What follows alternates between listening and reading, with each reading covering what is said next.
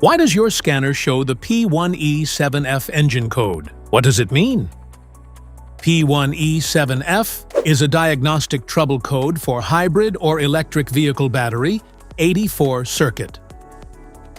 The P1E7F engine code indicates a failure with the hybrid or EV battery's PTC heater relay. Specifically, it means the BMU has detected that the PTC heater contactor drive relay is stuck off, or there is an open circuit to ground in the wiring. Under this circumstance, stop driving and repair your vehicle immediately. This error can be caused by these possible faults in your vehicle.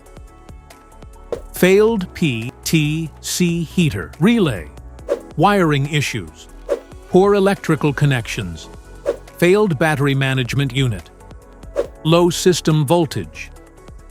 Each DTC code corresponds to a specific issue in your vehicle.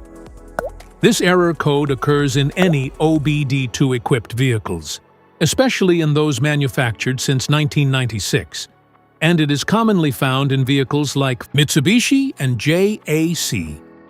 If you want to fix this error code, let us know in the comments section.